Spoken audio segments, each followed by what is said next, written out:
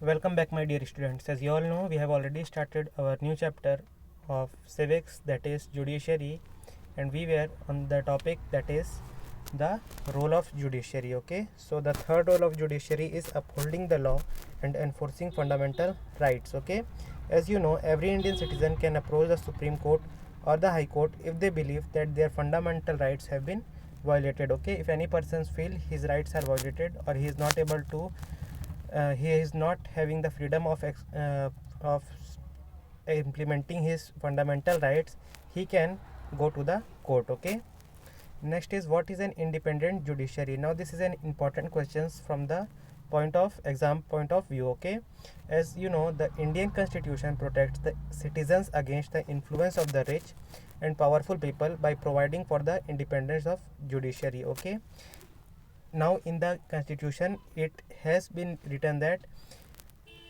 influence of rich and powerful people will not be working in the judicial system. Okay, this is done by the separation of powers. Now what does this separation of powers mean? It means that the other branches of state like the legislature and the executive cannot interfere in the work of judiciary. Now there are three organs of government. First one is legislative, second is executive, and third is judiciary.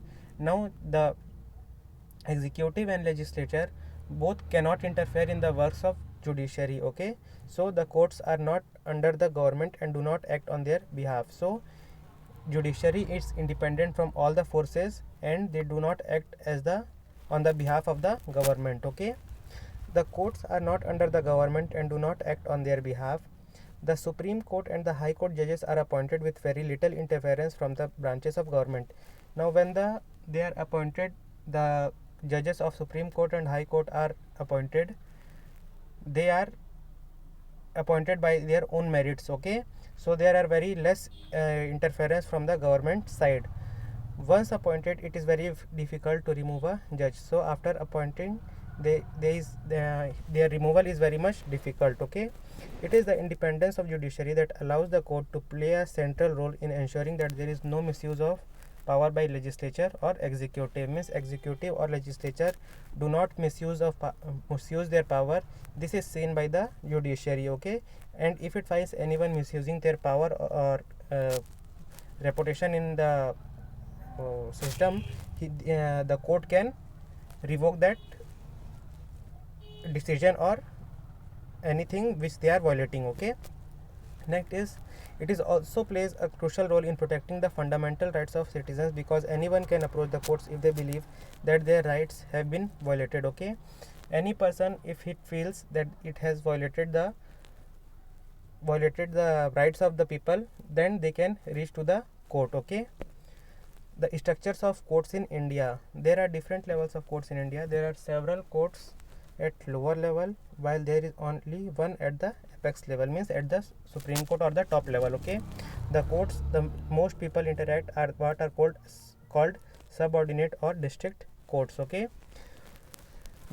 as you all know, at the top there is the Supreme Court, and in the state there is a subordinate courts, district court, or the High Court. Okay, so High Court is present in each state and district court or session court is present in every district. Okay, these are usually at the district or tehsil level or in towns, and they hear many kinds of cases. Each state is divided into districts that are presided over a district judge. So district judge is presided over by the district judge. Okay, each state has a High Court, which is the highest court of the state. At the top is the Supreme Court, that is located in the New Delhi and is presided over by the Chief Justice of India. So Supreme Court is headed by the Chief Justice of India, and the decisions of the Supreme Court are binding on all the courts in India. So if example, if the order is passed or if the decision is made by the Supreme Court, it will be followed by the High Court also, and the district or subordinate court also. Okay, in the picture also you can see at the top there is the Supreme Court, which is at the apex level. In the second it is the High Court, and at the third it is the district court. Okay, in India we have a integrated judicial system meaning the decisions made by the higher courts are binding on the lower courts. As I told you, the decisions made by the Supreme Court has to be followed by the lower courts. For example, the high courts will also follow the orders of Supreme Court, and same the district court will also follow the orders of Supreme Court. Okay. Another way is through the appellate system that exists in India. Now, what is the meaning of this appellate system? This means that a person can appeal to a higher court if they believe that the judgment passed by the lower court is not just. So, if a person files a case in the district court or in the high court, and if in the case he loses, then he has the option of appealing to the next court. Okay, means top court. For example, if he loses in the district court, he has the option to go to the high court, or he has the option to go to the Supreme Court if he loses in the high court. Okay. Different branches of legal system. There are two different branches of legal system in India. Okay. First is criminal law and second is civil law. Now, what are those criminal law or civil law? Okay. First is criminal law. Criminal law deals with conducts or acts that the law defines or offenses. For example, theft, harassing a woman to bring more dowry, or murder. Okay. So, this all cases come under the criminal law. Which cases? Theft, okay, harassing a woman physically or mentally to bring more dowry, or doing a murder. This all comes under the criminal law. It usually begins with lodging of an FIR with the police who investigate the crime, after which a case is filed in the court. Okay. So, after the incident happened, then the FIR is filed, and then all the investigation is done, after which a case is filed in the court. If found guilty, the accused can be sent to a jail and also can be fined. Means he can be sent to the jail also and also can be fined. Okay.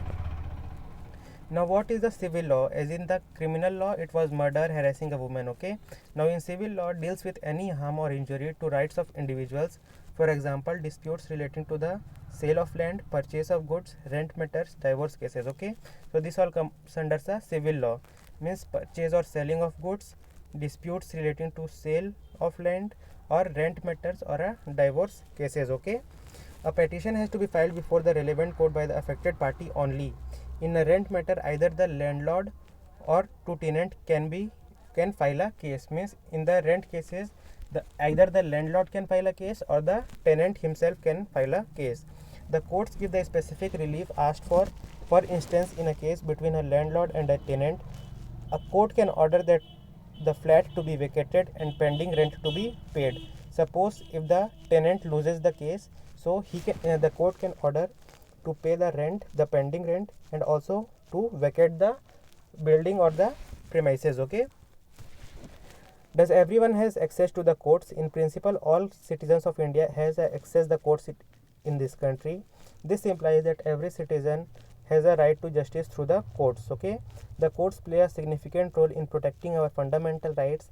If any citizen believes that their rights are being violated, they can approach the court for justice to be done. So, if any persons feel his rights are being violated, he or she can directly approach to any of the courts. Okay.